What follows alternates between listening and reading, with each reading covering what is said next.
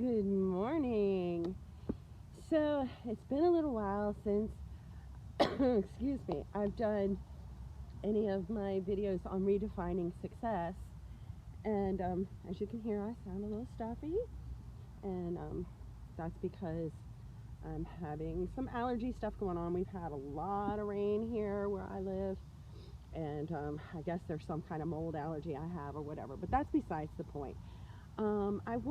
I was actually going to talk today about the importance of um, having a day of rest and recharging it. And I was doing my little morning spiritual thing, and Joel Olstein was on this morning, and he was talking about something that I have been talking about as well, putting little memes out there and so on and so forth about not letting people steal your vision or your dreams. And so I thought, okay, well, maybe this is really what I should be talking about still.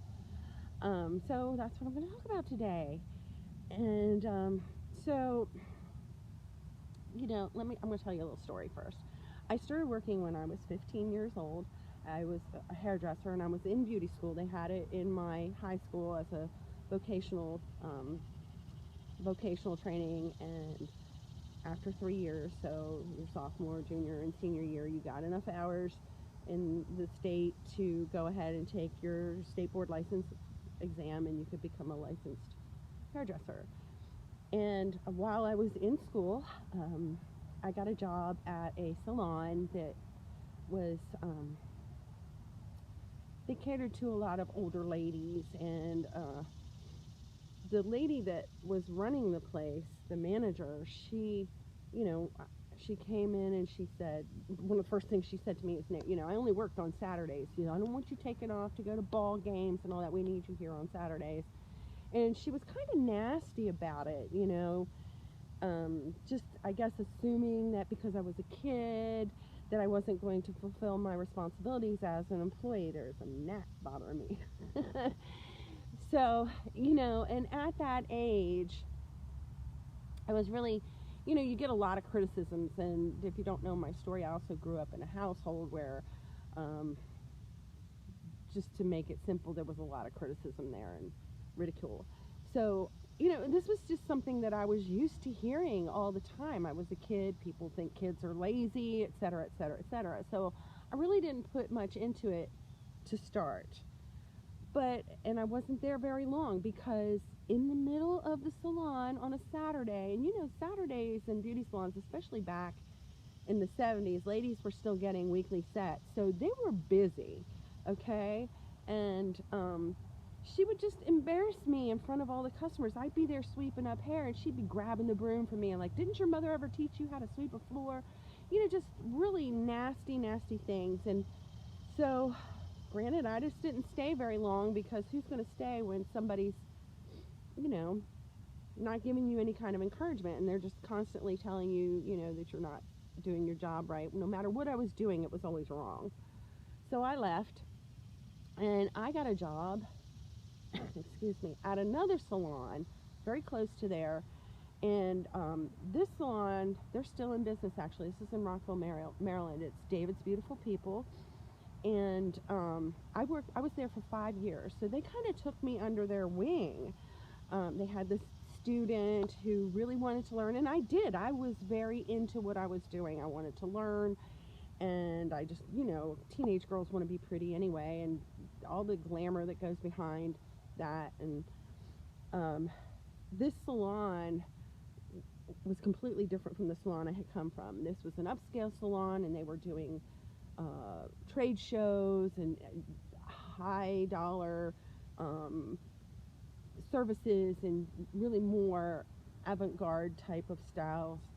And it was actually a better place for me to be, just because of the type of work that was going on in the salon.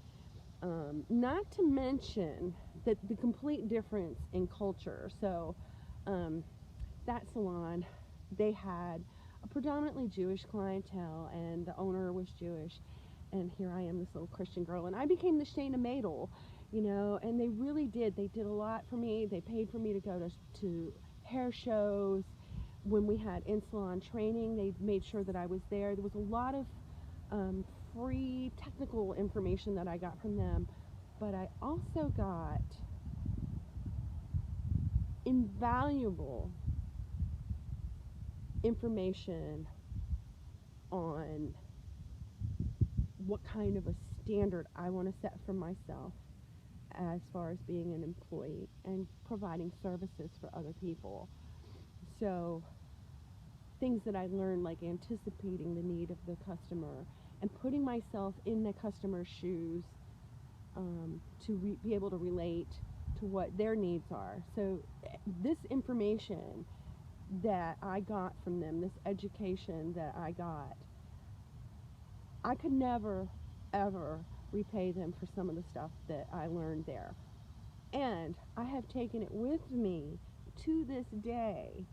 And we're talking about somebody who's almost 60 years old. I'm not that far away from retirement age. And I learned this when I was 16 years old. So it has carried me through my entire work life. And they were the people who helped me realize what I wanted to do with my career at that time. As a matter of fact, one of the people there I worked very close with after I got my license, she was actually a color technician. Her name is Valerie, and I learned so much from her one-on-one. She became a mentor to me, and she helped me with understanding the customers, understanding management and what their expectation is, and also little behind the scene things about running a business, because part of her job was to make sure that we were fully stocked with the things that we need, and you know, that kind of thing. So I learned a lot from her, and I knew that I could never ever repay her. She's such an important person in my life. I even named one of my children after her. That's how important this lady is to me. And I still kind of keep in touch with her through Facebook. I know what's going on in her life, and I guess she knows what's going on in mine. But she's very dear to me. And, excuse me. So anyway, that was life-changing for me, because I kind of stumbled on an opportunity and an environment where I got more nurturing and more encouragement, and somebody who saw the potential in me. But that doesn't always happen.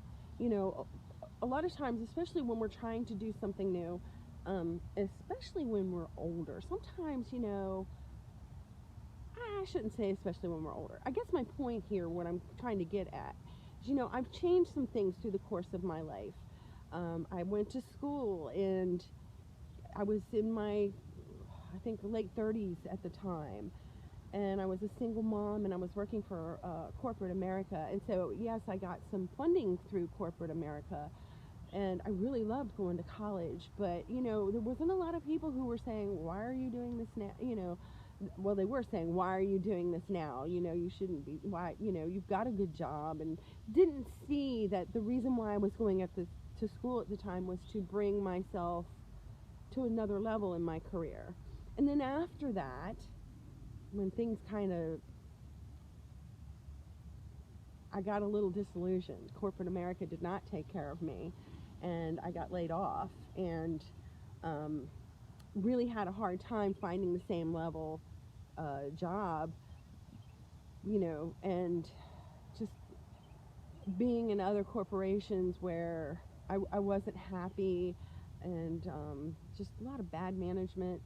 And so that's how I ended up here in Georgia. I packed up my car, I left, and I came down here and I started a business. Now, I was already in my 50s at this time, and people back home were telling me, why are you doing this? You know, why are you going so far away? You know, why are you starting a business now? And, you know, at this point in my life, I should be looking closer towards retirement. You know, I would never do such a thing. Well, maybe you wouldn't. But this is what I'm doing. I've always wanted to move down south anyway. So here I am. And I'm very happy here. I love it here. And I have made friends here. And interestingly, you know, as I'm here developing relationships, and they can see that I'm older. Ray was having health, well, he's still having health problems, but, you know, he was having some pretty serious health problems at the time. And, you know, you can't always see what's going on inside of somebody, and so he wasn't able to be the provider that they thought he should be, not thinking that maybe him and I had had a conversation, about this, and, just criticizing me. Oh, instead of where I was when I was a teenager, people thinking I didn't work hard enough, now they're telling me I work too hard. Like, there is such a thing. Well, there is such a thing, but that was going to be my original intent for this video. But I just wanted to let you know that you will have people through your entire life. It's not going to go away. Every time you decide to make a change or you have a new vision for your life, there's always going to be somebody who's going to say, you can't do that. You're too smart, you're too old, you're too young, you're too fat, you're too skinny, you're not pretty enough, you're too pretty. You work too hard, you don't work hard enough. You're too white, you're too black, you're too purple, you're yellow, you're green, you're polka dotted. Your hair's too long, it's too short. You're a woman, you're a man, there's always going to be somebody who's going to say there's some reason why you can't do what it is that you want to do. And what I'm here to tell you is, this is the most important part of this: do not let somebody steal your dreams. Do not listen to the bull crap, because that's what it is. If you can see that you have a destination that you want to go to, and you don't have to explain it to everybody, and sometimes even when you try to explain it, they're not going to get it. Okay? And there's things that may factor into that. Like, for instance, I had a lady who constantly saying, well, what if something happens to you? Well, what if something does happen to me? I hope things happen. I want things to happen to me. Because it's not always something bad that's going to happen. Good things happen too. Why would I want to live a boring life where nothing happens? The good and the bad, or what we perceive as bad. Mistakes. What if you make a mistake? What if you fail? Well, what if I do fail? It's not going to be the end of the world. I will pick myself back up and I will figure something out. Things have happened. I've had car troubles. We had a horrific accident that we're still suffering from. I've also had people make recommendations and refer me to other customers. I've had people give me things from my store. I've had people help me out, and just so many things that goes both ways. You get the good and the bad. So don't let people steal your dreams. They're not going to see it the way you do. They're not going to see your vision. They may not understand your plan. No matter how you explain it to them, there are people who have blinders on, and all they see is what is in front of them. They can't look at things abstractly or beyond the field of vision of what is right in front of them. And when you have a dream, or you have a vision, or you have a goal that goes outside of what the people in your little circle see, sometimes it makes them very uncomfortable, because now you're breaking the status quo. You may have decided that you don't want to live in this kind of environment anymore, or you don't want to live this kind of lifestyle anymore, or you want to go and do something amazing. And it doesn't always have to do with money. There's people in the world who are giving sacrifices of themselves, and they're going out and they're helping people in other places in the world that are underprivileged, and they're doing miraculous things for people who don't have whatever their skill is or their knowledge at their disposal. So it's not always about money. You think about money as the symbol of success, but that is not what is successful.